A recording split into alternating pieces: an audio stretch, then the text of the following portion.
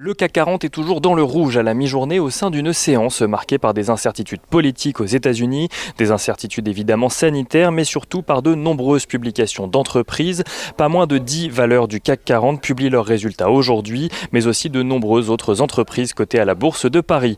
Parmi les valeurs qui dictent la tendance à la mi-journée, Schneider Electric affiche un troisième trimestre meilleur que prévu et en profite pour revoir à la hausse ses estimations pour 2020.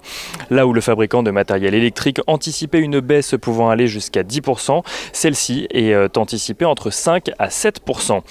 Pernod Ricard anticipe de son côté des prochains mois toujours difficiles à cause de la crise sanitaire. Le groupe de spiritueux s'attend cependant à retrouver de la croissance au second semestre de son exercice décalé, soit à partir de janvier. Ses ventes ont tout de même dépassé les attentes sur la période de juillet à septembre. Repli très limité en revanche pour STMicroelectronics au troisième trimestre qui affiche une baisse de 0,5% de son chiffre d'affaires. STMicroelectronics qui relève son objectif de chiffre d'affaires pour 2020. STMicroelectronics qui le relève pour la deuxième fois d'ailleurs ce mois, juste un chiffre d'affaires attendu juste en dessous des 10 milliards de dollars. Dassault Systèmes affiche de son côté des résultats trimestriels supérieurs aux attentes. Cela ne l'empêche pas de revoir à la baisse sa prévision de chiffre d'affaires pour 2020 sous la barre des 4,5 milliards d'euros, même si Dassault Systèmes précise que sa marge opérationnelle sera, elle, très légèrement supérieure aux attentes. Et Thales fait état de son côté d'une activité qui se redresse au troisième trimestre, même si cette dernière reste en recul de 6,1% sur un an, notamment à cause d'une baisse de la demande de ses clients dans le secteur aéronautique. Le groupe confirme par ailleurs ses objectifs annuels, des objectifs annuels qui avaient été revus à la baisse à cause de la crise.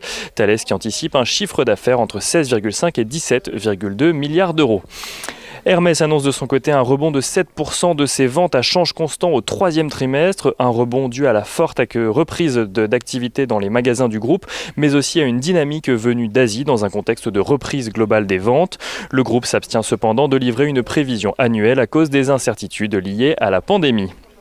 Et enfin, Atos annonce une croissance de 20% de ses prises de commandes et confirme ses objectifs annuels.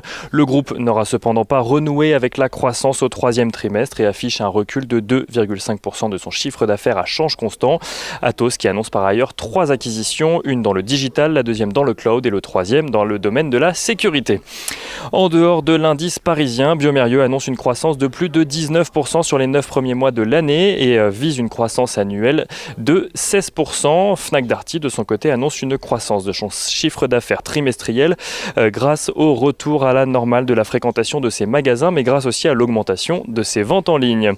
Au-delà des publications d'entreprises, les investisseurs restent évidemment toujours inquiets en matière d'évolution du virus.